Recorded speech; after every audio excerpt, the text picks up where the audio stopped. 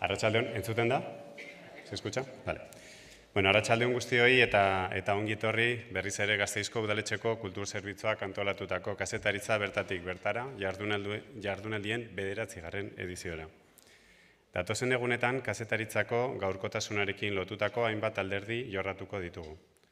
Bueno, buenas tardes y gracias por venir. Os damos la bienvenida a la 9ª edición de las Jornadas de Periodismo a Pie de Calle, organizadas por el Servicio de Cultura del Ayuntamiento de Vitoria-Gasteiz, en las que trataremos diversos aspectos relacionados con la actualidad periodística.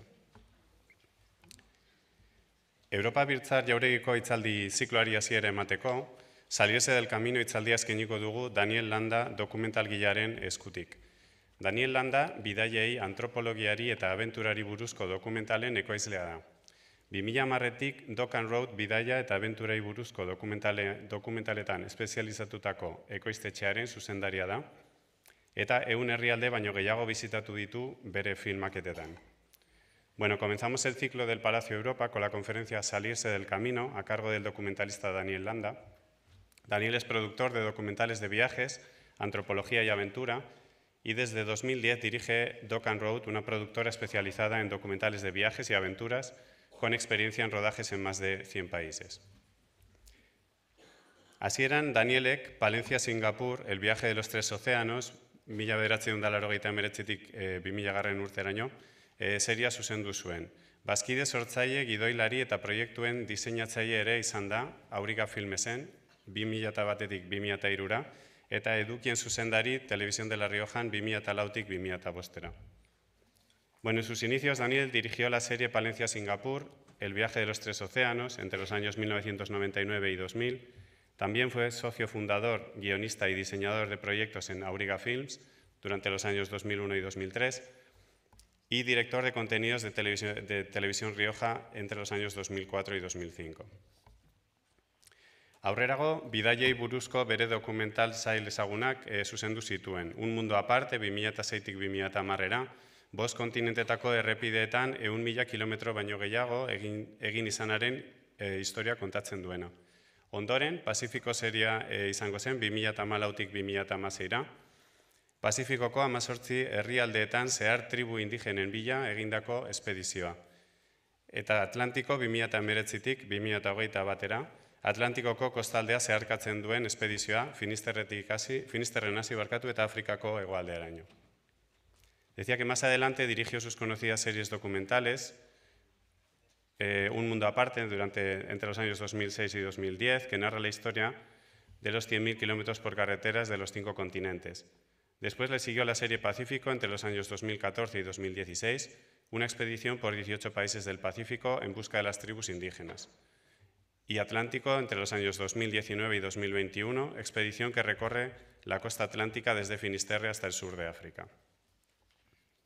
Azken bi urteetan, Invisibles, 2022an dokumentala zuzendu du, Madrilgo etxerik gabeko pertsonen errealitateari buruzkoa, eta gaur gauean, 9:30 Florida Zinema Aretetan ikusi ahal izango duguna. Eta aurten 2023an gaixotasun mentala duten pertsonen babesleku den Arrasateko Aitameni ospitalari buruzko Mi mundo paralelo dokumentala ere zuzendu du. Decía que en los últimos 2 años Daniel ha dirigido el documental Invisibles en el año 2022, el cual podremos ver esta noche a las 9:30 al finalizar la conferencia en los Cines Florida, y que trata sobre la realidad de las personas sin hogar de la ciudad de Madrid. Y en el año 2023, Daniel dirigió el documental Mi mundo paralelo sobre el Hospital Aitameni de Mondragón, que es el refugio de personas que padecen enfermedad mental. Beno, eta besterik gabe, hitza emango diot Daniel Landari, gogoratu hitzaldia amaitzerakoan galderak egiteko txanda bat zabalduko dela. Mesedez, isili edo mutuarazi sakeleko telefonak, eskerrik asko. Bueno, sin más preámbulos, voy a pasarle la palabra a Daniel Landa. Antes recordaros que al final de la ponencia se abrirá un turno de preguntas de aproximadamente media hora. Y, por favor, silenciar o apagar los teléfonos móviles. Muchas gracias. Daniel.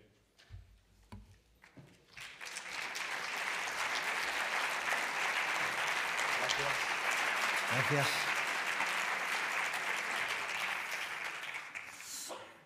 Bueno, gracias por venir. Yo estoy encantado de volver aquí para poder hablaros en realidad de lo que me apasiona, ¿no? Cuando he escuchado la amable presentación, pues uno va viendo aquellos viajes y va rememorando un poco y uno tiende a ir a los inicios para explicar por qué y a dónde le han llevado, ¿no?, aquellos primeros pasos. Y él hablaba de un documental, que es el primer documental que yo dirigí, que se llamaba Palencia Singapur, que, bueno, como su propio nombre indica, era una expedición que parte en mi ciudad natal, en Palencia, y me lleva a Singapur, ¿no?, durante 4 meses en los que nos pasaron de todo. Vivimos la guerra de Chechenia, un golpe de Estado en Pakistán, un terremoto en la India, y aún así llegamos convencidos, por lo menos por mi parte, de que aquello podíamos convertirlo en un oficio, ¿no? Luego hicimos la vuelta al mundo. Fueron 2 años en la carretera, 2 años larguísimos, pero quizá aquello fue el precursor de lo que hoy es mi día a día, de lo que fue Dock and Road, la productora que monté precisamente para contar historias de viajes. Más tarde hicimos Pacífico y, por último, bueno, como antes ha dicho, Atlántico, ¿no? Son 4 expediciones que me han llevado años en la carretera, y cuando pienso en aquel día en el que yo salí de Palencia con 25 años, recién estrenado el traje de periodista, ¿no?, aquella emoción, ¿no?, de no saber qué nos iba a deparar el horizonte, pero sentir esa libertad, esas ganas de contar el mundo, de descubrir, ¿no? Y entonces establezco un puente de más de 20 años y llego al final de mi última expedición, Atlántico, cuando llegamos a Ciudad del Cabo, no sé cuántos miles de kilómetros entre medio, ¿no? Y pienso en esa emoción, en esa libertad, en esas ganas todavía de seguir contando el mundo, ¿no? Y esa sensación intransferible de felicidad, de libertad, de ganas de devorar el planeta y de seguir conociendo, eran reconocibles en ambas expediciones, ¿no? Había una inequívoca ilusión en una expedición, y en la primera y en la última expedición, pero había una gran diferencia, y es el paso del tiempo. Y es lo que convierte una ilusión en una vocación. Cuando han pasado 20 años y uno continúa intentando contar historias de viaje y viviéndolas y experimentándolas y dando voz a esas personas del camino, pues la ilusión se transforma en una vocación, ¿no? Y una vocación es casi irreductible. Y la verdad es que hoy voy a intentar compartir con vosotros unos cuantos vídeos, unas secuencias breves, porque lógicamente no da para más, de la última expedición de Atlántico, ¿no?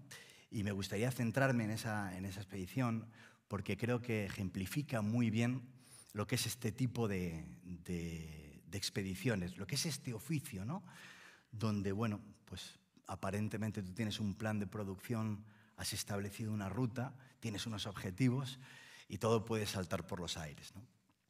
Pero en aquel entonces, cuando nosotros comenzamos Atlántico, éramos 4 personas. Camila, una mujer productora de gran talento, con muchísima ilusión, muchas ganas de conocer el mundo.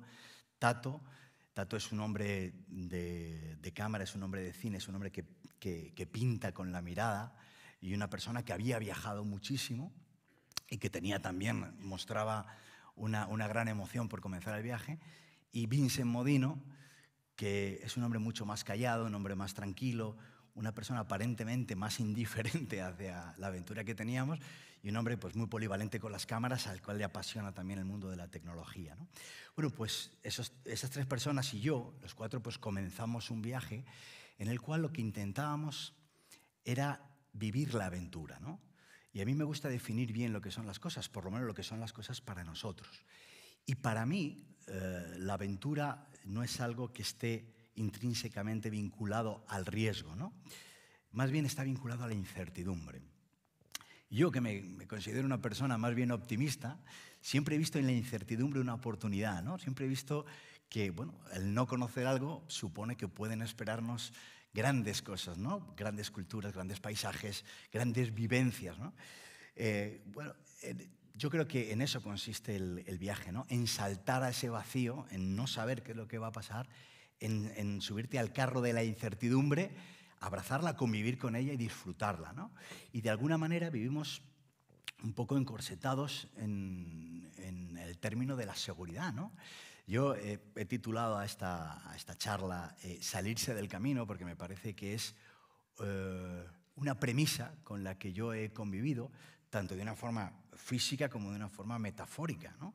Salirse del camino para poder encontrar aquellas historias que merecen la pena, las historias que uno no va a encontrar en Google, las historias que todavía no están en Internet, el intentar una vez que sales por esa vía que ya no está asfaltada, preguntar a la persona que está allí, al granjero, al camarero, cómo puedo llegar a conocer esa tribu, cómo podemos, esos pasos,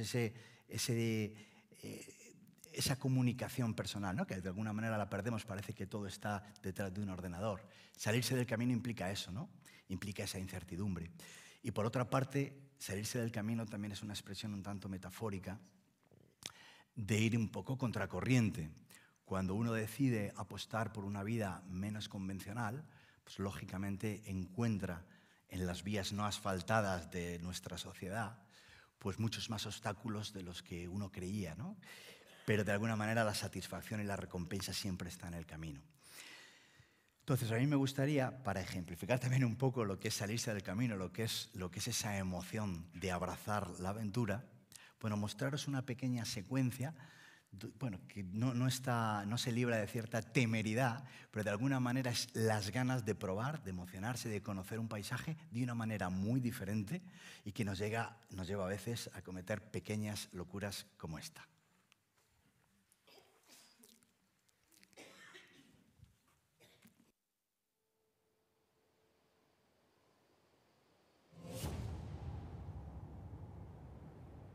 A partir de aquí, deben descender una cascada de 115 metros. Se tendrán que aferrar a una cuerda y a la experiencia de los monitores. No puedes fallar, porque si no la cuerda se puede estropear. Vale. Y si estropea, no tienes opciones. Vas a morir. Es simple. Bueno. ¿Ok? No.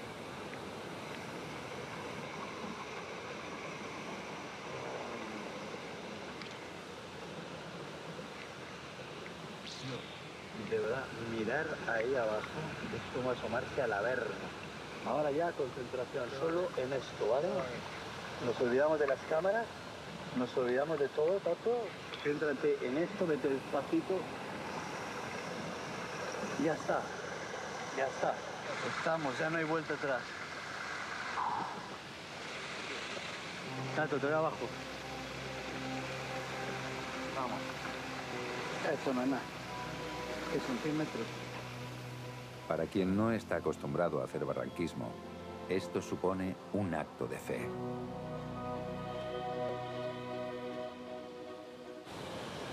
Madre mía, madre mía. Mamá, perdona, ¿eh? Ya sé que me dijiste que no me subiera estos riscos. Pero es que me han liado. Me han liado. Yo estaba que quería ver las montañas, pero me han liado para subir aquí, mamá. La última vez, de verdad. De verdad. Perdona, Perdona. Pero vamos, que lo tengo control. Debo decir que mis compañeros de expedición están bastante perdidos en este momento. Es imprescindible cambiar de cuerda y volver a amarrarse a unos 80 metros de altura sobre una cornisa de unos 30 centímetros.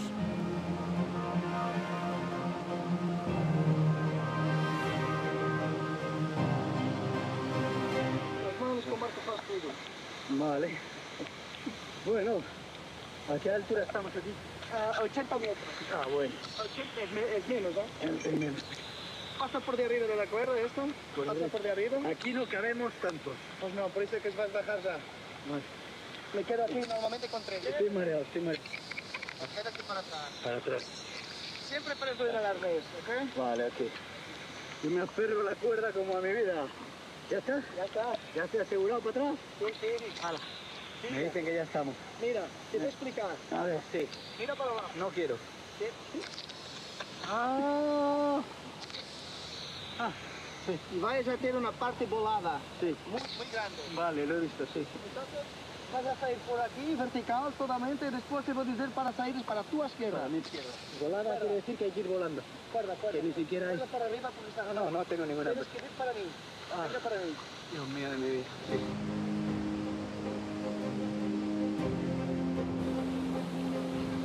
En situaciones como esta, lo más importante es mantener la concentración. Cómo aprietan. ¡Buah! Los riñones. En la última parte, ni siquiera hay pared. Hay que dejarse caer.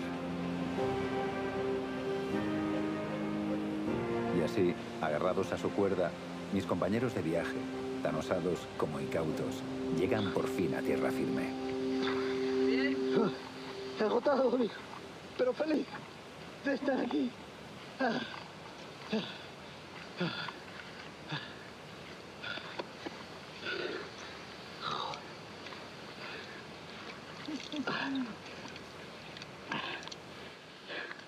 No me lo creo.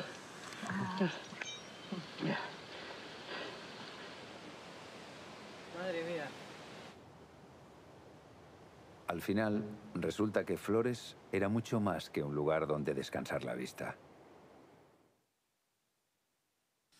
Bueno, es el vértigo, ¿no? El vértigo de las cosas que al final merecen la pena. No lo digo por el barranquismo, me refiero a cualquier acción, cualquier proyecto, ¿no? Que signifique esa incertidumbre de la que hablábamos, ¿no? Y esto, bueno, pues es de una manera literal, ¿no? Pero, a ver, yo he querido compartir esta secuencia porque era una secuencia que hablaba un poco de ese desconocimiento. Yo, la verdad, había hecho barranquismo, no sé si una vez en mi vida, hace 20 años, y la verdad, bueno, pues quizá pecamos de temerarios en este caso, ¿no? Nosotros, como decía antes, no buscamos el riesgo. Para mí no es lo que define nuestros viajes, sí la incertidumbre, ¿no? Y, desde luego, pues yo soy contador de historias, yo presento series documentales, pero también me gustaría puntualizar que hay una parte que creo que es importante en el periodismo de hoy, que no debe contagiarse de ciertas modas, ¿no? Es decir, yo soy contador de historias, pero hay veces que yo debo dar un paso atrás. Yo no soy protagonista de las historias, yo soy testigo, guía y a veces, en ocasiones, pues asumo cierto protagonismo. Pero estamos viviendo una época que yo definiría como la época selfie, ¿no? La época selfie yo creo que define estos últimos años, donde vemos las cosas como a través de un espejo. Si vosotros os fijáis en las redes sociales, bueno, pues la verdad ya hay grandes talentos que hacen grandes viajes, pero por lo general están enmarcados siempre con su rostro delante, ¿no? Yo hay veces que sinceramente digo, pero apártate que déjame ver esto, ¿no? Y de algún modo pienso y siento que el periodismo se puede llegar a contagiar de esas nuevas corrientes, ¿no? Y estamos cambiando un poco las prioridades. Yo creo que donde antes se valoraba la historia, ahora empezamos a valorar la anécdota, ¿no? Yo creo que hay una tiranía de la anécdota. Donde antes había un pozo, ahora está la inmediatez. Donde antes intentábamos transmitir sentimientos, ahora intentamos transmitir sensaciones, impactos, ¿no? Estamos en la época de esa inmediatez, incluso en el arte, ¿no? Un documental para mí es un género maravilloso porque de alguna manera une el periodismo más puro con una cierta intención artística, ¿no? En cuanto a la fotografía, en cuanto a la música, une esas dos facetas. Yo creo que el documental, precisamente por eso, o este tipo de documentales, a veces está en riesgo, porque lo que se quiere es trocear las realidades, trocear las historias y vendérnoslas un poco a pedazos, y a veces necesitamos ese pozo, ¿no? Yo hablaba de la expresión artística, el arte, los sentimientos, las sensaciones, las anécdotas, las historias. En definitiva, pensamos mucho más en la tendencia que en la trascendencia, ¿no?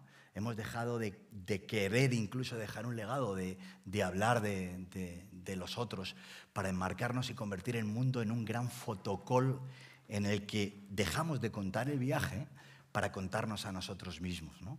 A mí me parece que deberíamos tener un toque de atención. Y, sinceramente, el mercado nos lo pone cada vez más difícil, porque realmente lo que se quiere son impactos y no sensaciones, no emociones, ¿no? O emociones que duren más. En realidad, igual que hablaba al principio de la diferencia entre la ilusión y la vocación, pasa exactamente lo mismo con este tipo de formatos, con estos contenidos, ¿no? ¿Y cuál es el factor determinante entre lo que había antes y lo que hay ahora? El tiempo. Nos hemos vuelto unos impacientes.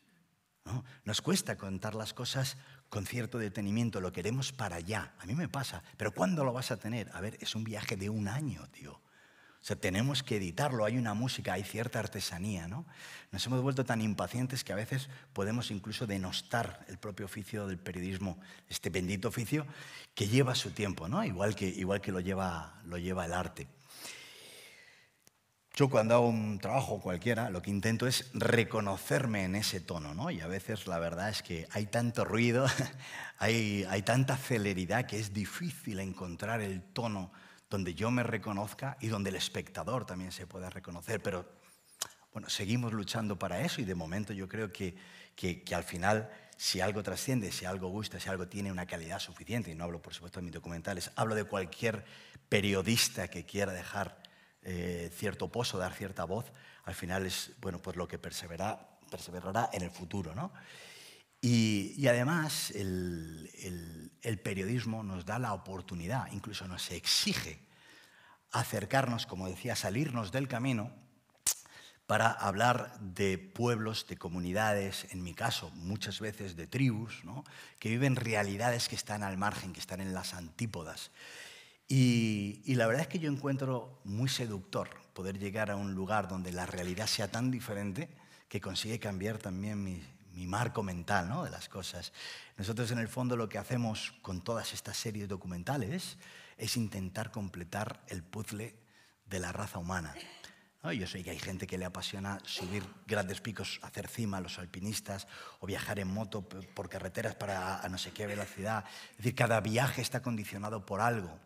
Mis viajes están condicionados por la parte más humana, ¿no? Que me parece la más enriquecedora, por lo menos para mí. Y eso nos lleva a escenarios que realmente te hacen pensar, ¿no? Y cuando uno lleva incrustado el chip del periodista, donde hay una historia periodística, tiene que parar, darle esa pausa, aunque no sea lo más vendible, y contarla, ¿no? Y ahora me gustaría compartir con vosotros una secuencia, la he cortado, es una entrevista, la he cortado un poco, que tiene lugar en un barrio que se llama Aboblossie. Esto está en mitad de la ciudad de Accra, en Ghana.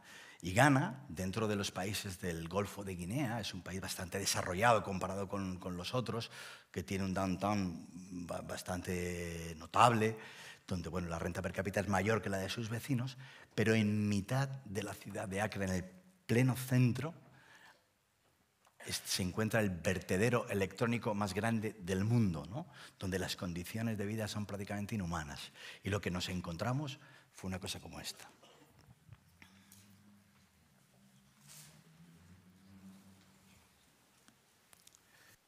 Not imagine a little baby just running in these streets. The pregnant women are in here. You saw a pregnant woman sitting there, right? And then the baby will be born right here, and the baby will be raised here. So think of the substances, the toxics that this child will be living with. We are in the middle of the city. inner city, we call it, downtown Accra, in the heart of the capital. All right? This is poverty, because you see children that are living in squalor. That is the real issue. And what do you think is the solution, if there is any? Education.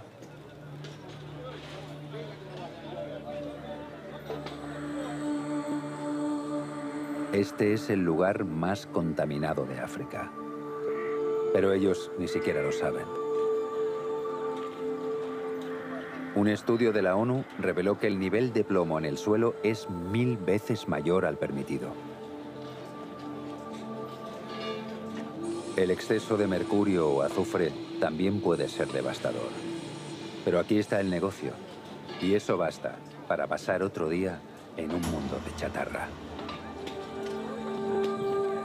Cada año, Aboblossie recibe 200.000 toneladas de basura electrónica, procedentes sobre todo de Europa. Aquí la vida se abre paso entre los escombros, como un combate en el que acaban perdiendo todos. Tal vez este lugar merezca un grito de socorro para que el mundo no cierre los ojos. Para que nuestro teléfono móvil no acabe aquí sus días, silenciado, porque nadie quiere oír hablar de barrios como este.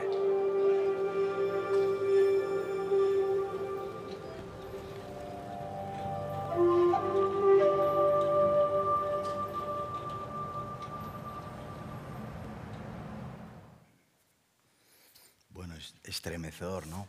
Este periodista nos contaba que, bueno, allí vivían generaciones, hasta 3 generaciones, ¿no? Familia de 3 generaciones, la abuela, la madre, la niña, el niño, que correteaban por un lugar donde, bueno, pues como decía, pues está lleno de objetos cortantes con unos niveles de plomo absolutamente inhumanos. Bueno, y de alguna manera el mundo mira para otro lado, ¿no? Yo no soy muy amigo de estar siempre denunciando y criticando, es que tenemos que mirar esto, pero realmente cuando encuentras esta realidad es que es imposible no verlo, ¿no? Es imposible girar la cabeza. Y mira, hace unos meses yo estuve precisamente aquí en este Palacio de Congresos invitado por un congreso de oftalmología, que dirás, ¿qué hacías tú? Pues yo tampoco lo sé, pero me invitaron un poco a compartir mis experiencias, ¿no? Y muy amablemente, pues bueno, pues yo estuve hablando con ellos, me invitaron y yo, fenómeno, y me di cuenta pues que sabían todo de ojos, y lógicamente cuando entré yo a ver el congreso antes que yo, pues era todo sobre operaciones de ojos, una cosa como espantosa. Y yo digo, mira, yo no sé nada de ojos, ¿no? Pero de alguna manera lo que nos enseña el periodismo, lo que nos exige el periodismo, es a cambiar la mirada, aprender a mirar, ¿no? Y bueno, eso es parte de mi trabajo, ¿no? En un momento dado nos divertimos haciendo barranquismo y mostramos un paisaje en vertical y en otro lado pausamos, intentamos dar voz a estas personas que viven en esta situación absolutamente surrealista, ¿no? A mí me parece que el periodismo es una oportunidad y que, como pensaba cuando yo estudiaba comunicación audiovisual, ¿no? Creo que hay muchas puertecitas que se pueden abrir cuando uno está en un contexto desconocido, sale y empieza a aprender, porque todo es nuevo, ¿no? Y de alguna manera el periodismo nos vuelve un poco niños, ¿no?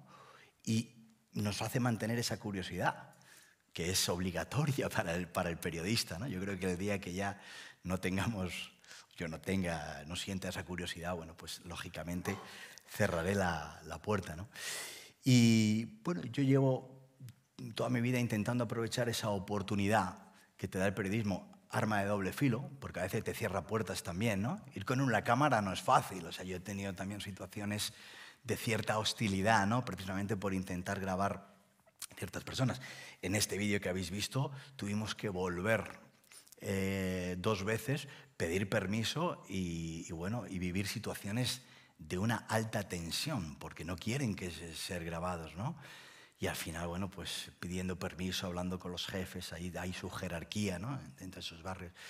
Pero en cualquier caso, te abre puertas a lugares como este o a escenarios como parques naturales como el de Ibindo en Gabón, que es maravilloso, o atravesar desiertos y hablar con los bereberes, o en otros viajes estar con los esquimales del estrecho de Bering. Es inagotable, es inabarcable y es una profesión que duraría muchas vidas, ¿no? Para poder intentar retratar este planeta, ¿no? Eso es maravilloso. Y también es una aventura, y cuando uno pretende hacer una serie como la que hicimos en Atlántico, atravesando en coche la distancia que separa Finisterre de Ciudad del Cabo, bueno, pues uno tiene claro que en esa incertidumbre de la que hablábamos antes siempre va a encontrar problemas, obstáculos, pequeños desafíos, ¿no? Pero lo que no esperábamos era que cuando llegamos precisamente a Benín, es un pequeño país al lado cerca de Ghana, y estábamos grabando danzas de rituales vudús a punto de llegar a los parques naturales donde habitan los elefantes, pues nos empezaron a llegar los ecos de un cierto virus que venía de China, que no se sabía muy bien qué pasaba, y que empezaron a confinar a la gente en nuestro país, mientras nosotros vivíamos la algarabía en aquellas aldeas africanas, ¿no? Aquella paradoja que solo pensarlo pues me sobrecoge, ¿no? De qué situación, ¿no? Qué surrealista también lo que vivíamos en ese momento, ¿no? Tan ajenos a eso y a la vez tan conectados con nuestras familias. Bueno, pues resulta que en un momento dado, hablando con las embajadas, nos recomiendan fervientemente coger el primer avión de vuelta a España porque el tráfico aéreo estaba a punto de cerrarse. Claro, yo ahí tengo la responsabilidad también como el director de la expedición de llevar a casa a otras 3 personas que se pueden quedar varadas durante meses en un país extraño, ¿no? Entonces todo pasó muy rápido, de repente el sueño aquel se rompe en 1000 pedazos, la aventura dentro de la aventura hace que aquello estalle por los aires y optamos por lo único sensato que podíamos optar, que es volar hacia el primer aeropuerto, comprar un avión y llegar a casa, ¿no? Bueno, llegamos a Madrid, que es mi ciudad de adopción, y nos encontramos, bueno, pues un Madrid absolutamente desierto, ¿no? Imaginaros el choque de venir de ver danzas en Costa de Marfil, de ver a los pescadores en Guinea-Bissau, de ver esas plazas llenas de gente, de ver los rituales vudús, a ver la Castellana completamente vacía, ¿no? Con un silencio que yo lo recuerdo de la distancia un tanto aterrador. Y claro, para un viajero varado en tierra, lo único que podíamos hacer era volver a activar ese chip del periodista y contar ya no un viaje, sino ese momento histórico que lo que hizo fue interrumpir un viaje. Y bueno, nos armamos de valor porque era una situación realmente sobrecogedora, ¿no? Salir ahí fuera. Y yo convencí al músico de la serie, que es Iván Palomares, un grandísimo músico, un compositor, de que tocara uno de sus temas en el Campo del Moro, un parque espectacular de Madrid, para poder visualizar entre la música y esas imágenes la situación que todos seguro que recordamos, que vivimos, que fue la de la pandemia en los momentos más duros del confinamiento.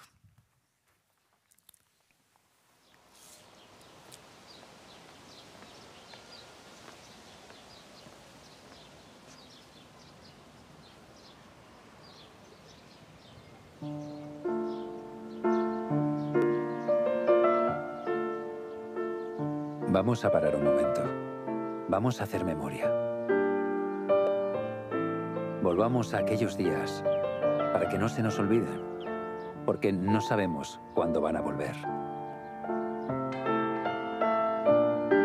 Recordemos que aquí, como en tantas ciudades, la muerte se ahuyentaba con mangueras y se levantaban hospitales donde antes había ferias y congresos. Y desde entonces nos han robado un poco la sonrisa.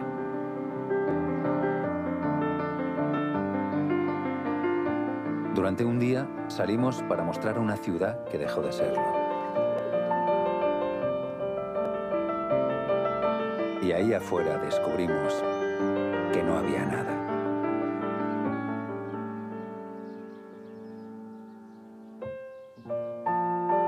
Sin nosotros, las ciudades solo son cristal y ladrillo. Y el mundo, visto así, da miedo. Preciados solía ser una de las calles más transitadas de Europa. Pero aquella mañana estábamos nosotros solos. En este momento, más de 2.000 millones de personas están confinadas en sus casas por todo el mundo. La vida se ha detenido de golpe y por primera vez en la historia reciente, todos dependemos de todos los demás. Y yo no sé cómo vamos a contar esta historia dentro de unos años, pero espero que nadie olvide que en estos días, cuando nos faltó un paseo, una reunión con amigos, un abrazo o una carretera donde perdernos, cuando echamos de menos todo eso, nos dimos cuenta de que el mundo ahí fuera no estaba tan mal.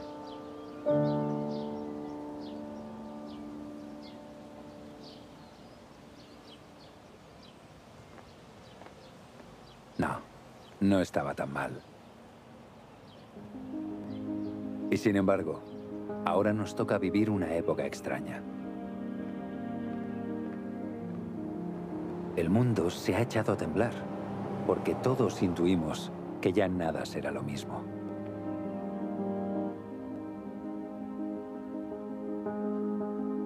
Dicen que la aventura consiste en salir de la zona de confort, pero es que nos hemos quedado sin esa zona de confort, así que más vale irse despojando del miedo. Cuesta creer que hasta hace muy poco las puertas estaban siempre abiertas. Y bailábamos sin complejos, sin distancia de seguridad, y viajábamos a la deriva, sin horarios ni mascarillas. Pues bien, después de esta pandemia, de esta locura, tal vez el mejor homenaje que podemos hacernos es volver a vivir la vida.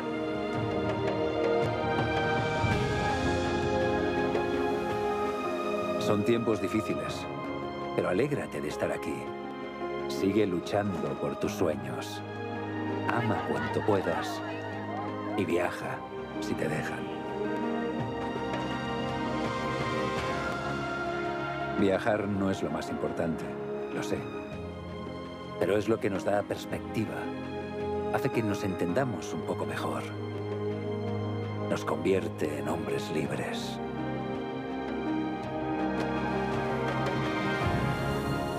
Y aunque ahora estemos varados aquí, volveremos a salir, antes o después, a terminar nuestro viaje. Recorreremos el mundo sin miedo y buscaremos su magia. Porque créeme, aún hoy, pese a todo, la magia está por todas partes.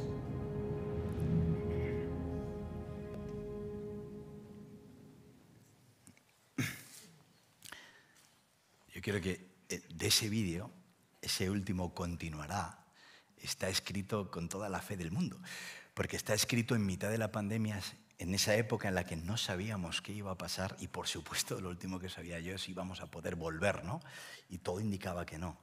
Pero bueno, ahí la fe. Ya os dije que soy un optimista y lo escribí y se emitió como continuará sin saber si podíamos continuar, con 2 coches varados en Benín, porque cuando nosotros, claro, volvíamos, llegamos al aeropuerto con 2 coches que nos había patrocinado Volvo y le dejamos las llaves del coche al pobre guía. Digo, toma 2 XT60, guárdamelo, límpiamelo, ya vendremos a por él. Y nos fuimos, ¿no?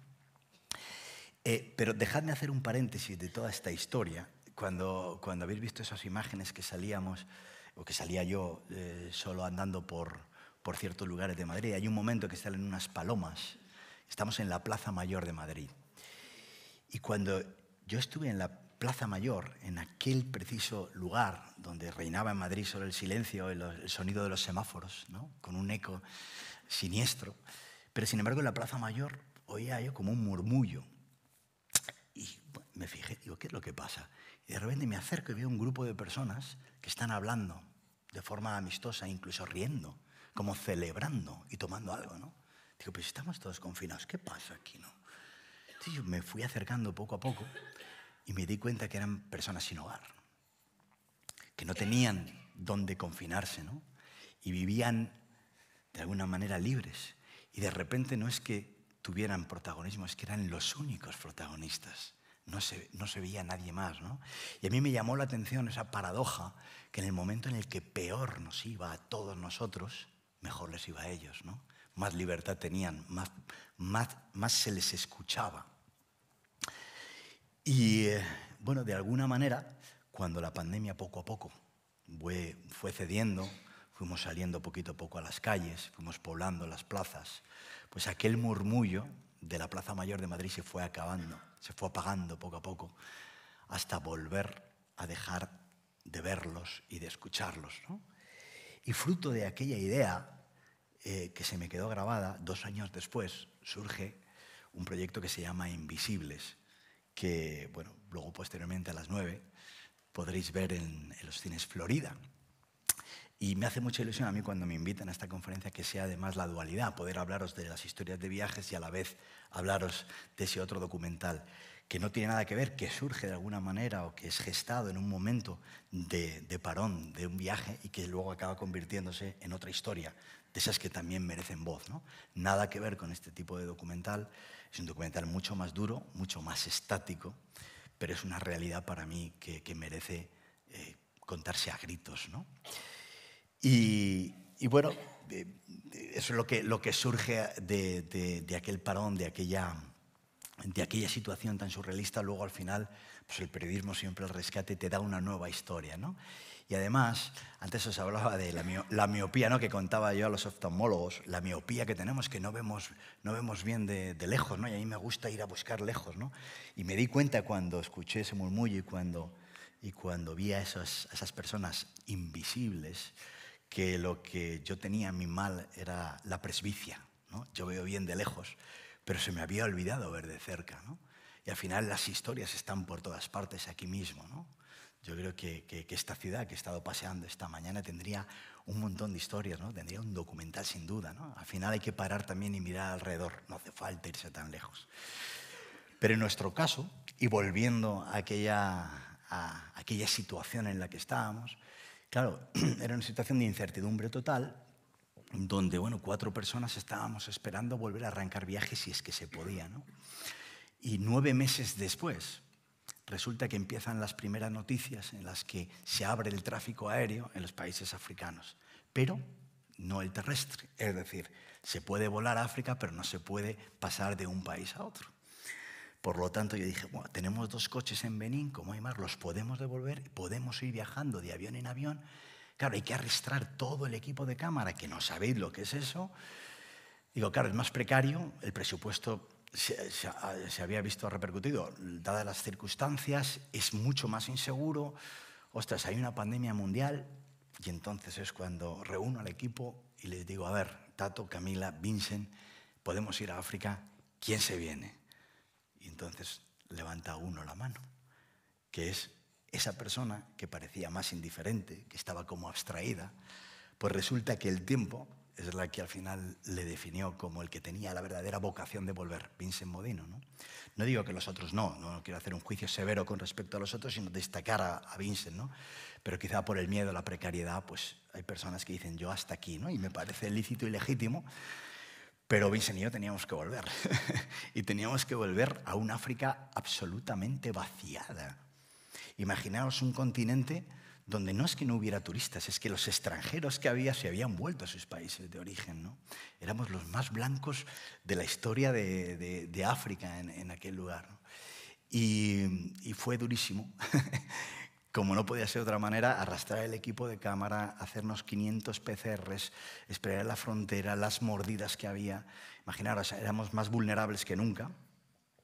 Y a la vez todo era muy complejo, los permisos, todo era complicado, ¿no? Pero sin embargo, como el viaje siempre te recompensa, quizás la recompensa de los optimistas que creen que eso puede pasar, nos llevó el viaje a lugares absolutamente asombrosos, ¿no? Que no hubiéramos llegado de ninguna manera, por lo menos así, en ninguna otra época. Por ejemplo, a las cataratas de Ibindo de Gabón que antes mencionaba, ¿no? Que era como estrenar el paraíso. O sea, llegamos a lugares absolutamente fascinantes, cascadas por todos lados, y hacía más de un año que no pisaba un ser humano aquellas cataratas. Os aseguro que están a la altura del Iguazú, ¿no? Imaginaos 2 personas que han estado 9 meses varados, que llegan allí en un territorio donde hay gorilas, elefantes, leopardos, cascadas por todos lados, en la naturaleza desbordante, ¿no? Y esas recompensas creo que también es bueno contarlas, ¿no? Que uno tiende siempre a contar las dificultades, un poco los problemas, ¿no? Tal vez porque es una forma de amplificar un poco la hazaña de ir, ¿no? Pues no. El viaje es la alegría en movimiento y por lo tanto siempre te acaba recompensando, ¿no? Nos metimos en unos líos tremendos. Yo recuerdo que poco después de ver esas cascadas en otro parque natural, me sometí a una iniciación africana con el deseo de conocer realmente cuál es el marco mental de aquellas personas, ¿no? De meterme en su filosofía, de conocer, de ver lo que ellos ven. Y lo que ellos ven era un poco chungo, porque me metieron en una cabaña y solo se podía grabar si yo me iniciaba. Iniciarse significa que eres un africano más, que no hay privilegios. Entonces, lo que consiste el buiti yo no sé cómo se dice en lenguaje de signos, pero no sé si tiene traducción, pero es un ritual realmente retorcido. Bueno, no es retorcido, es muy impactante, donde tú ingieres una planta, la raíz de una planta llamada iboga, para acabar en trance y poder establecer una serie de conexiones, digamos, con otra dimensión, ¿no? Yo estuve durante 14 horas sometido a lo que hoy lo veo como una gran tortura, sin poder beber, sin poder moverme, en una posición absolutamente quieto, y la verdad no conseguí llegar al trance que se suponía que podía llegar. Sí que es verdad que tuve una serie de conexiones, sí que es verdad que viví la naturaleza, una cierta llamada. Es muy difícil, es muy intransferible esa experiencia, ¿no? Pero de alguna manera es lo que nos hizo también un poco ya la locura de volver, de contarlo todo. Ya eran, de alguna manera, digo, vamos a dejarnos todo aquí, ¿no? Vamos a contar África en este momento de la manera más pura y a veces más salvaje, ¿no? Y eso nos llevó finalmente por Angola, por Namibia, hasta Ciudad del Cabo, y llegamos para completar el viaje, ¿no? Y miramos atrás y dijimos, bueno, mereció la pena. Digo, yo creo que merece la pena, ¿no? Los sueños, y antes lo hablábamos, cuando los sueños acaban cumpliéndose, tener la certeza de que están llenos de barro, con manchas, con jirones, ¿no? Porque no hay sueños cristalinos, porque si no, no sería un sueño, ¿no?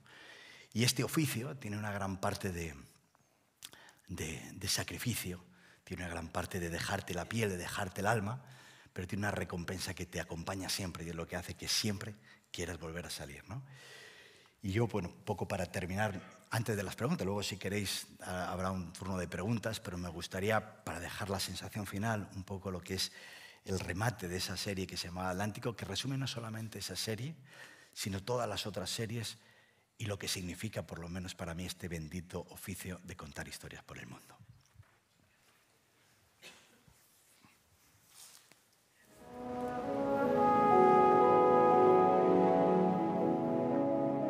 Cuando arrancamos este viaje junto a otro faro, el de Finisterre, ya sabíamos que iba a ser duro. Pero entonces teníamos la ilusión intacta. Lo que no imaginábamos es que íbamos a tardar casi 2 años en llegar hasta aquí. Ahora, al mirar atrás, siento que la aventura ha sido como un sueño extraño. Un sueño que es difícil de explicar.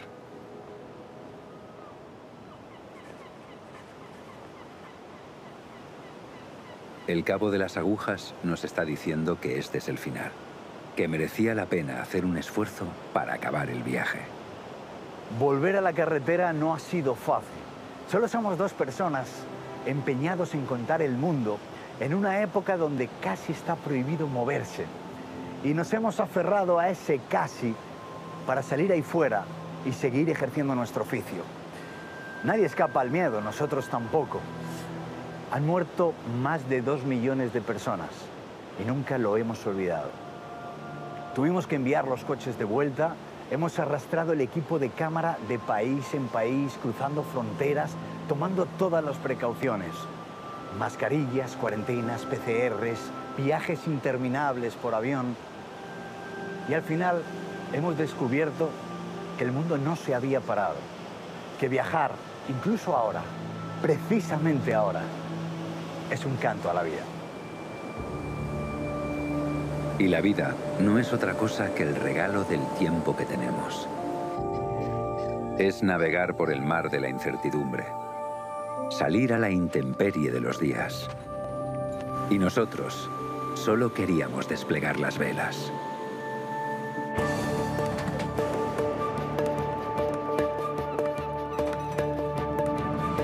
Unas veces avanzarás con el viento a favor y otras a la deriva.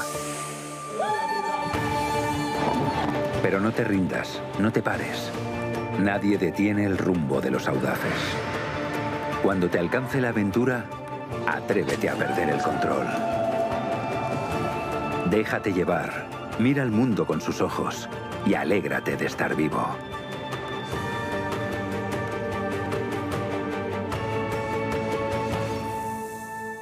El espectáculo comienza. Esto es algo que uno sueña desde niño. Hay lugares que parecen estar fuera de control. Pero vamos, que lo tengo control. Una experiencia extrema. Al final, mereció la pena. Si el alma te pide aire, ábrele la puerta.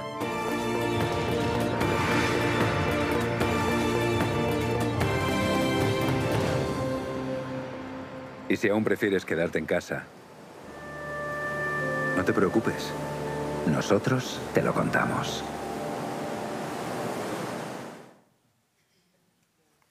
Muchas gracias.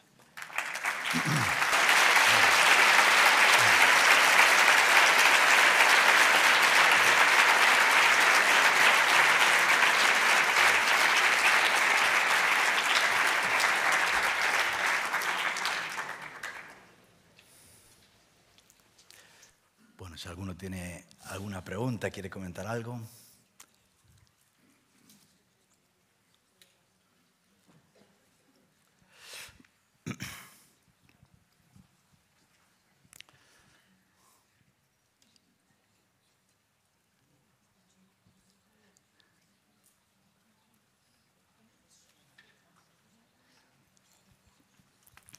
Pues yo, mientras, si queréis pensar en alguna pregunta, pero sí que os diré que si habéis visto, no sé si habéis visto a alguien la serie o si la vais a ver o si tenéis ocasión de verla, veréis que precisamente los últimos 4 capítulos son hechos por la mitad del equipo, literalmente, en el momento más complicado, sin producción, era el caos absoluto, era tirar un poco de fe, ¿no? y de agallas. Para mí son, sin lugar a dudas, los 4 capítulos más auténticos, los más viscerales. Yo creo que la palabra es viscerales. Y por lo tanto creo que hay un África más reconocible por cómo vivimos nosotros África, por a dónde llegamos nosotros, ¿no? Y por el caos que a veces acompaña todo lo africano, ¿no? En ese sentido nosotros, la verdad, estuvimos bastante africanos y creo que se nota y que es más impactante los 4 primeros que los anteriores, en mi opinión. Sí, aquí arriba, por favor. Gracias. Buenas tardes. Hola. Muchas gracias. Has acabado diciendo, si el alma te pide aire, ábrele la vida, ¿no?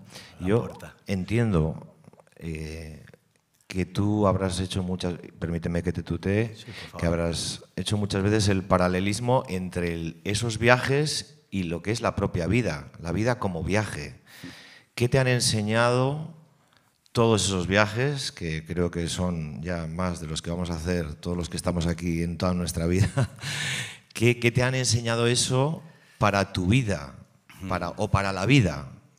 Porque creo que ahí el viaje se puede ver desde los dos lados, desde los dos focos. Muchas gracias. La verdad es que yo cuando escribo el guión, normalmente lo escribo pensando en la vida, no en el viaje. Es decir, a mí me parece que yo en ese momento lo pienso ya en casa, ya con la familia, y pienso en una actitud vital más que una actitud del viaje. Lo que pasa es que el viaje sí que es buena metáfora, o por lo menos estos viajes, ¿no? O esta forma de entender el mundo es una buena metáfora para la forma que tengo yo, ¿vale?, de ver o de afrontar la vida. Cuando digo, si el alma te pide aire, ábrele la puerta, quiere decir, oye, si te sientes encerrado, si realmente no, si estás incómodo, ventila, ¿no? Ventilar significa salir, ventilar significa afronta proyectos nuevos, arriésgate, ¿no? Lo que pasa es que la palabra riesgo siempre es como muy peyorativa. Yo te lo vuelvo a decir lo que decía al principio, es abraza un poco la incertidumbre, ¿no? Porque normalmente te esperan cosas buenas o te pueden esperar, ¿no? No hay garantías de nada, pero de alguna manera el tiempo es un tiempo muy, muy limitado, que también lo decía en el guión. Al final la vida se nos pasa, ¿no?, haciendo planes, y vivimos demasiado pendientes del futuro, ¿no? Yo creo que a veces hay que saber olvidarnos de qué horizonte nos espera y empezar a dar pasos donde tú sientas que tienes que ir, ¿no? Ninguno de los viajes, hoy de hecho alguien me preguntaba, claro, ¿tú lo planificas mucho? Digo, a ver, sí, yo planifico, yo tengo un tiempo y tengo una ruta, pero a partir de ahí yo sé que hay que ser flexibles, ¿no? Yo me he acostumbrado a convivir con la incertidumbre, con la flexibilidad, ¿no? Al final te vas amoldando. Y yo cuando hablo al final yo decía, es un canto a la vida.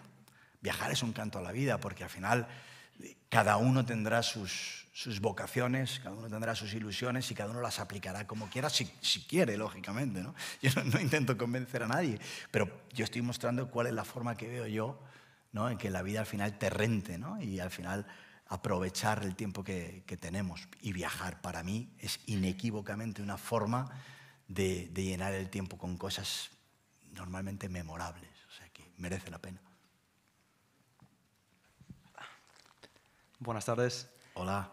Hola, Dani. En la charla hoy has dicho que viajar es algo que, no sé, te llena de vida, que es tu pasión, ¿no? Pero también has mencionado que es algo que requiere mucho sacrificio y dejarte el alma. ¿A qué tipos de sacrificios te refieres con eso? Bueno, a muchos, ¿no? O sea, y al final decidir apostar por algo es decidir renunciar a algo también, ¿no? ¿Yo a qué renuncio? A la seguridad. O sea, tú piensas que cada proyecto que yo he emprendido, yo llevo 4 series documentales y a partir de Un Mundo Aparte, el Palencia-Singapur, por cierto, se emitió en la ETV hace mucho tiempo, pero a partir de Un Mundo Aparte tuvo una repercusión mediática bastante importante, internacionalmente, en National Geographic, en muchos sitios. Y dices, joder, está en National Geographic, está en Televisión Española, hay buenas audiencias, vas a la segunda como diciendo, bueno, oye, tal. No, es muy sacrificado. El mundo documental, o sea, es un sector que siempre está un poco en segundo plano, ¿no? Entonces, bueno, siempre estás con el pico y pala. Ahora mismo estoy con otro proyecto y sigo, ¿no? Y luego, pues, oye, renuncias a ciertas rutinas que yo ahora, por ejemplo, yo soy padre. Yo tengo una niña de 1 año y medio, un niño de casi 4. Lógicamente, las ausencias pesan muchísimo en la mochila. Cuidado, es decir, y además a mí me dicen, joder, claro, tú te vas, a ti te dejan irte. No es que me dejen irte, yo tengo un compromiso para irme y el más perjudicado, que al final parece que no, pero soy yo también, ¿no? Y decides eso y al final pues tienes que amoldarlo y seguramente en el futuro, pues poco a poco, se irán haciendo cosas complementarias. Pero renuncias a estar con tus seres queridos, renuncias a trabajar en cosas seguramente más rentables. Pero son renuncias para mí, por lo menos la de la rentabilidad, una renuncia muy fácil, porque si yo fuese multimillonario me dedicaría a hacer los viajes que he hecho, pero sin esos quebraderos de cabeza a lo mejor, ¿no? Aunque tampoco, también haría periodismo porque me apasiona. Entonces es un bucle que al final siempre te compensa. Hola.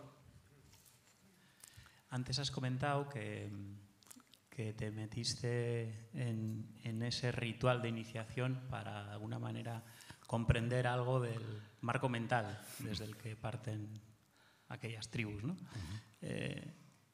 Si has sacado algo en claro de ese marco mental, ¿qué podría ser?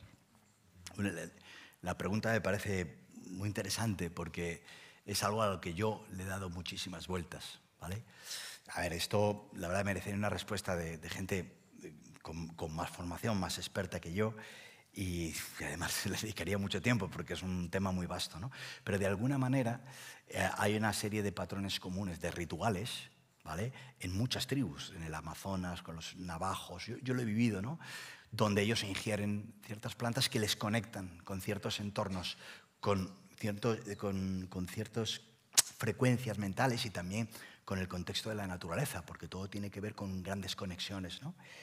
Yo en aquel proceso, hay cosas que además no estoy autorizado por los chamanes de aquel proceso a contar, pero de lo que puedo contar diré que, bueno, uno siente, ya te digo, es muy difícil de explicar, pero siente una conexión muy africana en ese momento, ¿no? Como muy de ahí, sientes, más que entender, sientes ciertas raíces a esa tierra, a esa forma de pensar, a esa visceralidad de África, ¿no?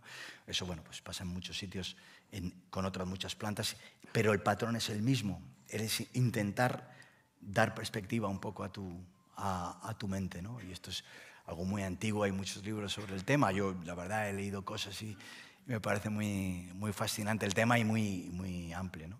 Pero mira, bueno, no sé si queréis. Yo, de hecho, hay un fragmento de aquel ritual, ¿vale? Donde es difícil explicarlo, pero sí puedes ver el contexto y os ayudará a lo mejor a entender.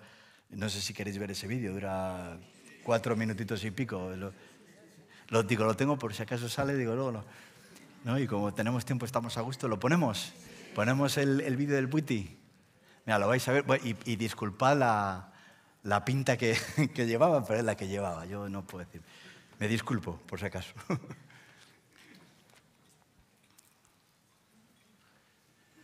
Ya os dije que en esta pequeña aldea llamada Dusala iban a pasar muchas cosas.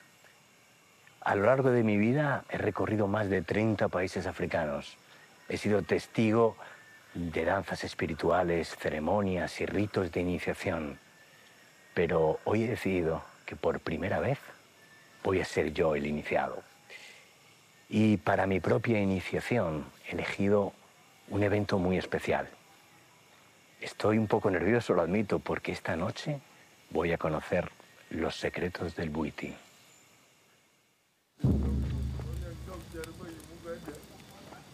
Daniel ha sido convocado al templo sagrado, pero nadie puede revelarle lo que va a suceder aquí.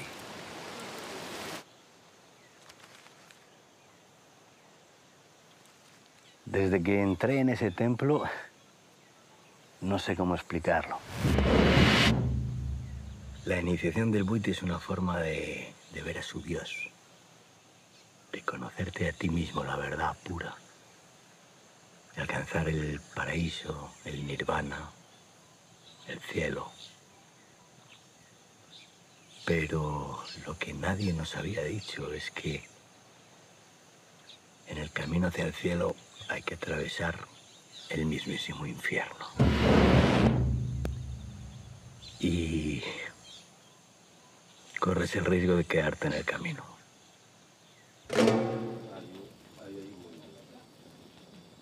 De forma excepcional, nos han permitido grabar la ceremonia del Bhuti, porque uno de nosotros va a ser iniciado. Si Daniel quería conocer las tradiciones más arraigadas de África, creo que esta va a ser su noche.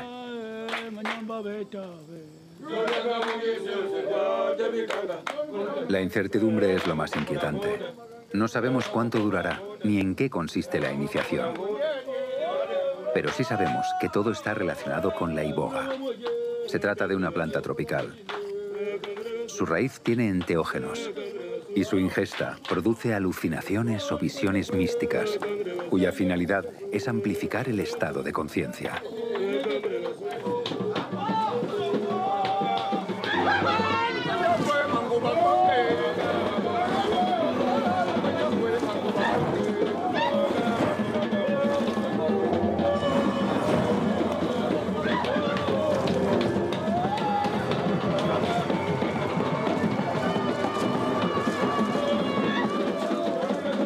Aquí, Daniel es uno más.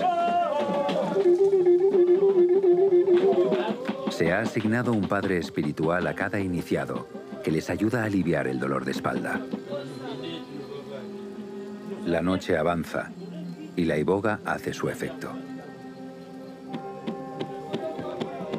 La mente comienza a tropezar con la realidad. No está permitido beber agua.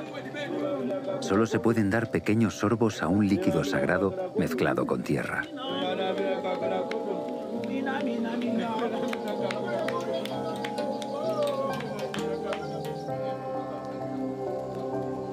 La única instrucción que reciben los iniciados es mirar al fuego que arde toda la noche con resina. Dejarse mecer e intentar entender este África profunda en un pueblo remoto, sin coches ni cobertura, preguntándonos qué estamos haciendo aquí. A las 6 de la mañana, la situación empeora. Zarandean a Daniel, que no opone resistencia.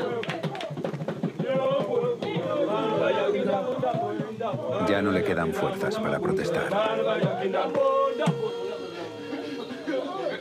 Su estado comienza a preocuparme. Y yo mismo le recomiendo que detenga el ritual. No ha conseguido tener visiones, pero la raíz sagrada de los Punu amenaza su salud física y mental. A mediodía, tras más de 30 horas sin dormir y 14 consumiendo iboga, Daniel dice basta. El maestro de ceremonias acude al templo y desde ese instante se me prohíbe grabar. Por ejemplo, a mi madre no le gusta nada esa secuencia. Y es una secuencia que tampoco tardaré en mostrársela a mis hijos, ¿no? Bueno, no creo que responda nada, pero sí que es verdad que es la dureza y es... Al final, una vez más hablo también, antes decía de asumir el protagonismo, dar un paso atrás. La única manera de poder contar esa experiencia era intentar experimentarla y compartirla, ¿no? Y lo bueno, pues lógicamente llegamos a donde llegamos y hubo un momento que, sinceramente, tenía taquicardias terribles, un estado que yo vi peligrar mi salud. O sea, yo creí que me moría, la verdad, y además eso no me suele pasar. O sea, yo no, No voy diciendo cada 2 por 3, uy, corremos mucho riesgo, pero en este caso sí, en este caso yo creí que de ahí no salía y decidí parar, ¿no? Y lo que vino después, además, fue complicado, porque ellos se sintieron ofendidos. Luego llega otra parte africana, que también hay que comentar, ¿no? Que es, bueno, intentan sacarte dinero. Estábamos en ese momento prepandemia, o sea, post-pandemia, por lo tanto, ahí no iba nadie, entonces intentaban aprovecharse, entonces, y aquello fue muy desagradable después. Pero la experiencia la doy por buena, naturalmente que sí, porque me acerca un poco a esa cultura, ¿no? A esa forma de ver el mundo. ¿Fue del todo satisfactoria? Pues no, porque no llegué en trance. De hecho, la persona, esta es una secuencia, porque la he tenido que cortar un poco, pero yo hice la iniciación con un chavalito de 16 años, que el chaval estaba a mi lado y yo le intentaba, pero se lo toma muy en serio. Yo le decía, joder, la que nos están, digo, vale, no se puede ni hablar. Y después de un buen rato, es muy desagradable, muy escatológico, no os ahorraré detalles, pero después de un trance terrible los dos y tal, le veo y ¡fum!, los ojos se ponen en blanco y le pone una sonrisa y el hombre entra y vienen todos a por él, le agarran y digo, joder, yo quiero ir ahí también, ¿no? Quiero saber qué está pensando y realmente es que ayuda a entender las culturas tribales, ese tipo también de experiencias, porque está muy integrada en la cultura de muchos pueblos del mundo, ese tipo de experiencias.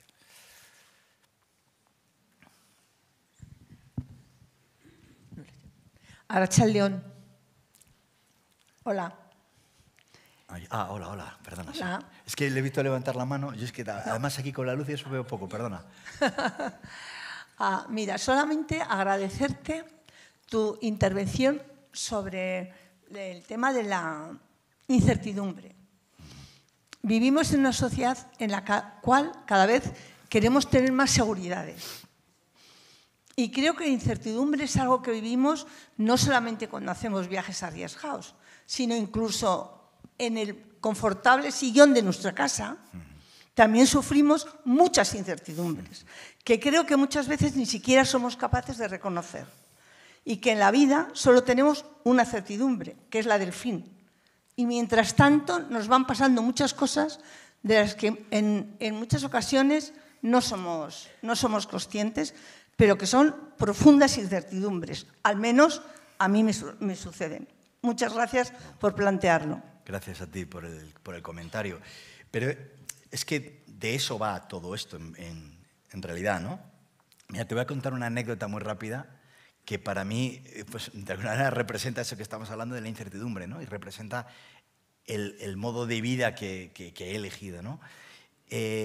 Nosotros en la vuelta al mundo hubo un momento que queríamos llegar a un lugar que a mí me parece fascinante y que con el tiempo se ha convertido para mí en uno de los grandes momentos, ¿no? De los grandes rincones del mundo por extremo, por apartado, por remoto y tal, que es la pequeña isla de Diomedes.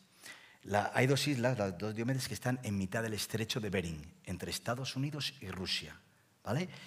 Nosotros llegamos allí en enero. Además, el día de mi cumpleaños llegamos el 25 de enero, pero para llegar allí era necesario una serie de combinaciones tremendas que además no nos aseguraran que una vez llegados a Wales, que era la ciudad costera más cercana, pudiéramos luego volar en helicóptero a la isla. Pero la única manera de saber si podíamos coger un helicóptero para llegar a la isla era llegando a Wales. Y para eso teníamos que coger 3 aviones, avionetas, ¿no? En Alaska. Y yo recuerdo que llegando a Anchorage, a Fairbanks, en Alaska, yo iba con José Luis Feliu, un sevillano íntimo amigo mío, un grandísimo amigo y un gran tipo, ¿no? Y que compartía esa filosofía. Él era productor y además él puso mucho dinero de su bolsillo. Y yo siempre le decía, José Luis, para, tío, que te vas a que no, tira para adelante. No, era muy así, ¿no? Y recuerdo que llegando al aeropuerto, pues llegó a la taquilla, en un aeropuerto muy pequeño, y le dijo, quiero 3 billetes para Wales, sin saber si después íbamos a llegar, 3 billetes para Wales. Y dice, de ida y vuelta. Y a mí me pareció ver a José Luis poniéndose la capa de trovador así, decir, no, solo de ida, ¿no? Y dije yo, calle, es que es lo que hemos estado haciendo, un viaje de ida, ¿no? O sea, yo creo que perdemos demasiado tiempo en el plan B. Pensamos demasiado en la vuelta, ¿no? Y te pierdes cosas pensando qué va a ser mañana, cómo vuelves, como tal. Y lo que nosotros hemos hecho, por lo cual te cunde más también, ¿no? Este oficio, la vida, los viajes, lo que tú quieras, es apartar un poco el plan B. ¿Hay un punto de temeridad? Sí, pero me parece más temerario tener solo un plan B y agarrarte ese plan B. Eso es temerario. Porque en la incertidumbre no sabes qué cosas buenas o malas te van a pasar. Pero si te quedas sentado, estate por seguro que no te van a pasar un montón de cosas, ¿no? Y lo que decidimos es que nos pasen cosas. Oye, y muchas serán buenas. Sí, yo te quería preguntar... No veo nada, perdón. Te quería preguntar una pregunta y ahora dos. ¿Volverías a hacer el ritual? Y luego la otra sería, ¿para cuándo un documental Tu Tierra, de Palencia? Buenas las dos. Mira, sobre el ritual, sin darte detalles, te diría, no haría el ritual del Buiti, no haría el del Buiti, pero sí que me interesa de rituales similares, ¿vale? Y digo, me interesa sin darte más detalles, pero sí, es algo que me interesa. Me interesa por el conocimiento, por lo que te digo. No, es inocuo. No. O sea, en realidad son plantas, no es inocuo, no te quedan secuelas, por decirlo de alguna manera. No es que vaya yo a venderos ahora, pero no, es inocuo, solo que, bueno, llegar hasta allí no es un proceso fácil, ¿no? Lo cual, bueno, me parece interesante investigar poco a poco, ¿no? Sin tal. Lo haría, pero no en África y desde luego no en esa tribu y no con aquello. Y lo de Palencia, pues mira, tú no sabes lo que cuesta. O sea, es mucho más fácil que yo me vaya a hacer un documental a Nueva Zelanda que pueda hacer un documental en Álava o en Palencia o en España. De hecho, no te creas tú que no he propuesto yo hacer cosas aquí. De hecho, hablábamos hoy de... Joder, vivimos en un país que tiene una riqueza comparable con muy pocos países del mundo, ¿no? Y una grandísima diversidad como para hacer un montón de capítulos de cada provincia, ponle, que sería espectacular, ¿no? De cada comunidad autónoma, como quieras. Y a mí me encantaría, y además me encantaría hacerlo porque, de hecho, en Atlántico, el primer capítulo, es un capítulo que yo me centro en la parte atlántica española, por lo tanto, Galicia, la parte de Portugal y Andalucía. Yo no he visto más tribus en el mundo que aquí. Y como podrás imaginar, lo digo con todo el cariño del mundo, por lo que me apasionan a mí las tribus. O sea, no hay nada peyorativo en hablar de algo tribal, en cuanto a que tenemos unas tradiciones mucho más antiguas que las que suelen tener en África, antiguas. Igual de arraigadas, igual de espectaculares, masivas, con ese mismo fervor. Tú puedes hacer un ritual vudú o puedes estar en Santa Marta, en As Neves, ahí en Pontevedra, en el ritual de Santa Marta de Ribarteme, que llevan en ataúdes a gente que finge su propia muerte porque han estado al borde de la muerte y entonces ofrecen ese paseo a la santa que es la hermana de Lázaro que resucitó a Jesucristo. Por resumirte un poco el tema, y van todos allí. Y pocas bromas, además, y con todo el respeto. O vete al Rocío, de Rocío al Monte, a hacer la travesía. Yo lo pensaba y digo, ¿están locos esto? Pero luego están locos, pero es una locura muy respetable. Igual que yo respeto... Yo intento, vamos, antes decía, es innegociable el respeto. Yo no entiendo muchas de las cosas que veo, intento entenderlas. Con algunas empatizas más y con otras menos. Pero es riquísimo culturalmente todo el patrimonio que tenemos en este país. Hola. Arriba. Hola. Hola, buenas noches. Es un placer escucharte, la verdad. Gracias. Me pregunto cuál fue tu primer viaje. Sí. Y cómo funciona la parte de la financiación. Bueno, a ver, viaje mucho. El primer viaje, la primera serie documental fue Palencia-Singapur, el viaje de los 3 océanos. Fuimos de Palencia a Singapur en un mondeo, en un turismo. ¿Qué es lo que nos dieron? Y dije, pues bueno, fui a Ford, digo, ¿qué tenéis por ahí? Pues un mondeo de segunda mano, pues con ese tiramos y tal. Y bueno, pues lo contaba antes, fue fascinante porque, claro, cuando tú tienes 25 años y todo el mundo por Montera, pues lógicamente tú dices, bueno, yo me creo National Geographic, ¿no? Y al final llegas a National Geographic o a lo que quieras, ¿no? Cuando tienes tantas ganas. Ese es el primer viaje. Lo segundo de cómo se financia, pues te lo preguntaría yo a ti. Pues todavía, o sea, yo después de 4 series documentales, esa respuesta es compleja. Hay muchas fórmulas, ¿vale? El patrocinio no es una fórmula, ¿vale? Para descartar, o sea, un tipo de serie como esta no se hace con patrocinios. La primera sí, el Palencia Singapur se hizo con patrocinios. ¿Por qué? Porque íbamos pues con lo que teníamos, ¿sabes? Y era un viaje corto y éramos tres chavales que íbamos ahí a ver qué hacíamos con una camarita que nos dejaron y tal. Bueno, pues ahí lo haces con patrocinios. Ahora, si quieres hacer una producción competitiva en el mercado, pues necesitas el apoyo de productoras, el apoyo de canales, ¿vale? Y la pelea con los canales y con las productoras no se la deseo a nadie porque es tediosa, es larga, a veces es dura, es compleja, pero bueno, pues también tenemos avales bueno, para mostrar que también son proyectos rentables y al final, si el proyecto es rentable, sale, ¿no? Y hay que demostrarlo muchas veces.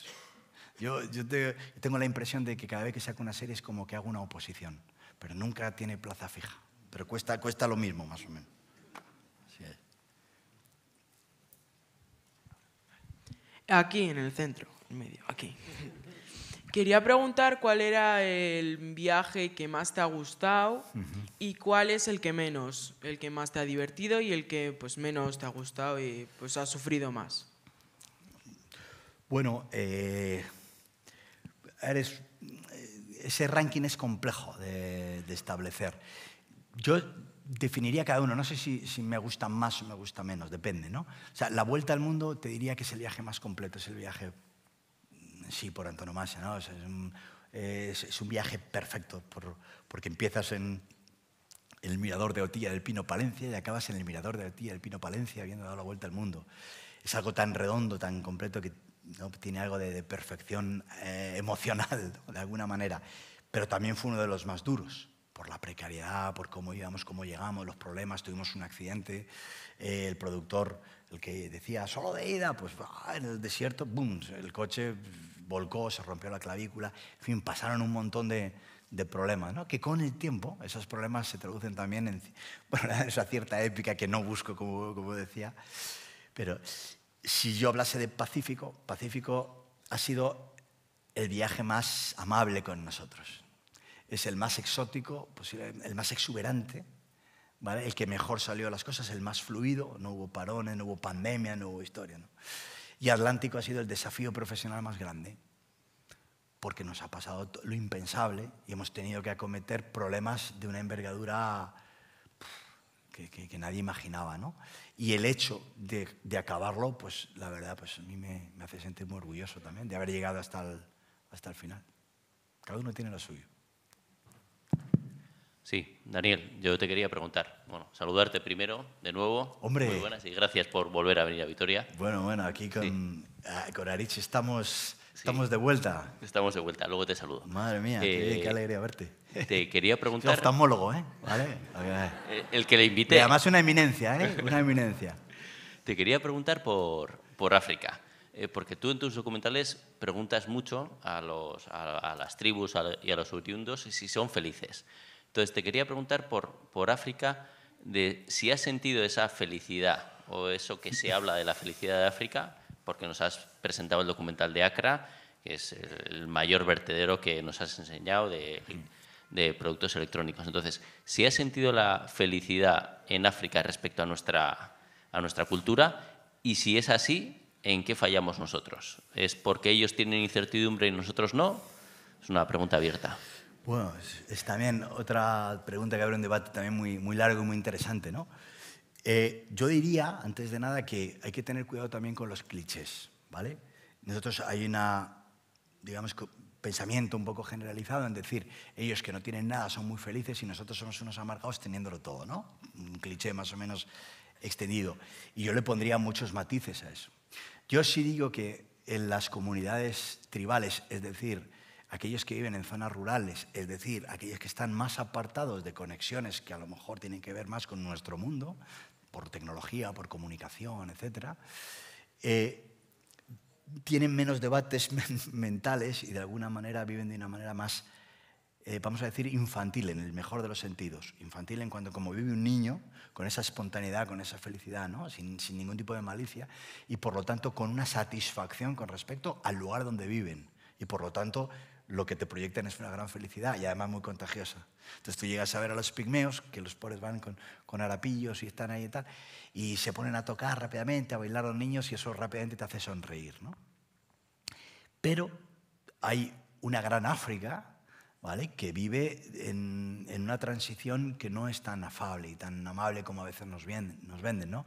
Yo he vivido momentos, voy a utilizar una palabra dura, y soy consciente de que es dura, pero de hostilidad con nosotros. De hostilidad es de enfrentamiento. Pocos, porque yo con las personas normalmente no se da, pero en África se da un poco. Y sobre todo en el África ecuatorial, lo que es Camerún, Gabón, el Congo y demás, ¿no? Ahí sí que ves cierta hostilidad y ahí ves ciudades muy masificadas, ves pobreza y ves cierta amargura también, ¿no? O sea, yo creo que al final, a mí que me apasiona conocer culturas, yo que intento los documentales dar voz y sublimar de alguna manera, ¿no?, o describir de una manera hermosa la forma de vida de otros, sin embargo no puedes tampoco edulcorar las realidades. En África se vive a veces de una forma que es un tanto, como te decía, hostil, ¿no? Que es un poco incómoda tratar con ellos y es difícil empatizar. Y yo creo que la condescendencia también ayuda a perpetuar el racismo. Creo que también hay que decirlo. Oye, cuando tú llegas a un coche y viene un tipo y te dice, fuera de aquí, que también no sé qué, eso no pasa aquí y allí sí, a veces. ¿Vale? Pero cuando vas a una zona rural te abren, te dan el pollo y el arroz y eso no pasa aquí y allí sí. Entonces, están las dos realidades. ¿Qué hacemos nosotros? Ponernos pues, como los burros, ¿no? No queremos mirar, tenemos esa miopía, es verdad. Estamos muy ensimismados en nosotros, ¿no? Llevamos una semana hablando de un beso, no se habla de nada de lo que pasa en el mundo. Tenemos esa... Sí, es verdad, tenemos esa inclinación por mirarnos un poco el ombligo y demás, ¿no? Y por ver también, bueno, el tema de la inmigración, otro debate, que tampoco vamos a entrar en eso, pero es verdad que lo vemos siempre con recelo, con miedo, el miedo, ¿no?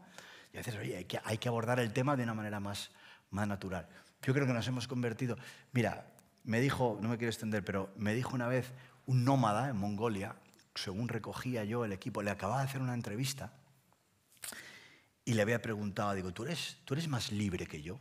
Y me dijo, sí, así fumando en pipa, mirando su horizonte y tal, ¿no? Y ya acabó la entrevista, no sé qué, y recogiendo, y yo con las cámaras, pásame el micro, pásame no sé qué, tal. Y ya me quedo mirando y le digo, ya sin grabar, le digo, oye, ¿por qué has dicho que eres más libre que yo? Y me mira así y dice, pues porque tengo menos cacharros que tú.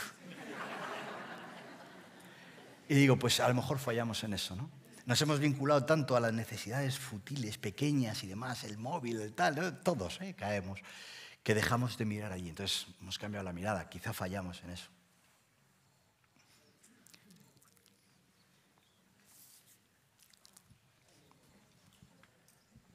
Hola, buenas. ¿Se me oye? Aquí, A ver, arriba, pero, ¿sí? A ver, no veo nada. Espérame, Es que me han dicho para allá y todo el abanico, digo. Pongo de pie. Oye, porque no veo, tan oscuro. A ver, que tal. no me quiero marchar yo con una duda. A ver. Cuando has estado hablando del ritual tuyo famoso ahí con las hierbas o con lo que fuera, el objetivo se supone que es conocerte a ti mismo, ¿no? O algo así. ¿Qué diferencia hay con el vudú? ¿Cuál es el objetivo del vudú? ¿Y también se toman alguna sustancia o, bueno, no sé, o hay algún ritual? Bueno, esa es buena también, ¿eh? Mira, las dos son religiones. El Bwiti es una religión. El Bwiti, ¿vale?, es un dios. Bwiti, pero es un dios que en el fondo es como una especie de... A lo que voy a explicar es un poco metafísico, pero el dios es el estado que te lleva a tomar una perspectiva mental de ti mismo y de lo que te rodea. Ese estado, esa dimensión a la que tú llegas tomando la planta, ¿vale?, es el Bwiti. El vudú es una religión, y es una religión además de las más antiguas que existen. Una religión milenaria. Ellos entran en trance, pero de una manera diferente. Ellos no ingieren una planta como ingieren estos. Estos entran en trance incluso solo bailando o solo con una especie de ritual casi físico, ¿no? A mí me da que también toman sus cosillas, sinceramente, pero no una planta que digas esta como el peyote o la ayahuasca, no, es otra cosa. Y es una religión muy compleja el vudú, mucho más que la del Bwiti, porque el Bwiti ellos toman eso y prácticamente empieza y acaba en ese paso, ¿no? En esa visión que tienen ellos. Mientras que el vudú, bueno, hay una especie, lo llaman loas, ¿vale? Son unos espíritus que tú te pones a bailar hasta que te poseen. Lo que voy a contar es un poco surrealista, pero esto lo he visto yo y la verdad es tremendo. Yo recuerdo que vimos esto y al día siguiente nos venimos para España por la pandemia. Es lo último que vimos. Y ellos se ponen a bailar, un grupo de gente muy, muy grande, y de repente alguno entra en trance y deja de ser él. Entonces es poseído por un espíritu y todos los demás le tienen que proteger porque ese espíritu es capaz de irse a la selva, subirse a un árbol, tirarse por no sé dónde. A mí me acuerdo que vino uno y me escupió y tal, como los ojos en blanco. O sea, realmente es, ostras, lo ves y sobrecoge también, ¿no? Entonces al final son intentar alcanzar estados diferentes, ¿vale? Cada uno lo llama de una manera, un modo espiritual que nosotros no conocemos y que pasa tanto con el vudú. Lo que pasa es que el vudú es mucho más complejo y aparte de eso tienen otras muchas cosas que no tiene el Bwiti. Pero pasa con la ayahuasca, pasa con el peyote, pasa con el cornezuelo de centeno, pasa con muchas plantas en muchos lugares del mundo que se practica para un fin muy parecido. Ya los matices sería muy complicado de explicar. No sé si te he resuelto la duda o te vas igual. Hola, Daniel. Hola. Soy la del abanico, creo. Mira, yo, bueno, en primer lugar estoy encantada de escucharte. Muchas gracias. Y luego ahora te quiero hacer una pregunta algo más personal. A ver. Antes de empezar periodismo, bueno, cuando estabas en Palencia, ¿cuándo empezaron en ti o cuándo te nacieron las ganas de las aventuras y de recorrer mundo y de hacer ese tipo de periodismo? Porque Palencia era una ciudad pequeña y se te quedaba corta. Pues mira, Palencia es una ciudad pequeña con raíces muy profundas. Pero sí es verdad que te digo, a mí la vocación de viaje no me llega a una temprana edad, ¿no? Yo digo a muchos viajeros, yo ya cuando tenía 3 años mi madre me decía que me iba a... Pues yo no, tío. O sea, yo era un chico normal. Sí que me gustaba el periodismo. A mí el viaje me viene como un contexto ideal para ejercer el periodismo, ¿vale? Y a partir de ahí se unen las dos vocaciones. Yo decido hacer periodismo y es verdad que cuando ya empiezo a hacer periodismo empiezo a sentir que en un ámbito, en un contexto muy amplio de un viaje, ¿no? Hay muchas más historias de las que puedo encontrar aquí o historias de otro tipo que a mí me llaman más la atención, ¿no? Y a partir de ahí empieza la doble vocación. Yo me gusta mucho viajar, me gusta mucho hacer documentales. Cuando se juntan las dos cosas, perfecto. Pero yo he viajado infinidad de veces y con mi mujer yo no me verás con una cámara de vídeo. No sé si me explico. Yo cuando voy ahí en casa del herrero, cuchillo de palo. A mí me gusta viajar por viajar y luego hago documentales como el de Invisibles que podríais ver, que no tienen nada que ver con el mundo del viaje. Es más, cambio totalmente el concepto. Por lo tanto, son dos vocaciones diferentes. Empieza antes la del periodismo y luego se suma la del viaje, que funcionan por separado y ya cuando se unen es ya cuando estoy en mi elemento.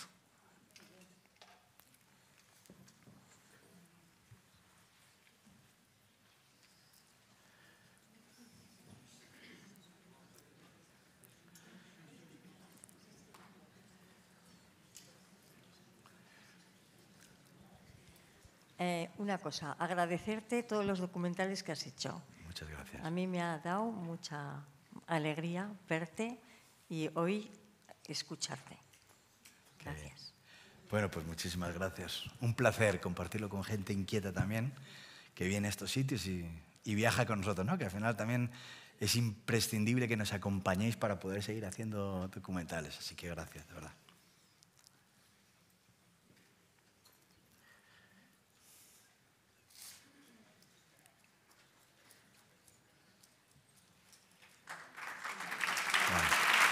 Bueno, muchas gracias.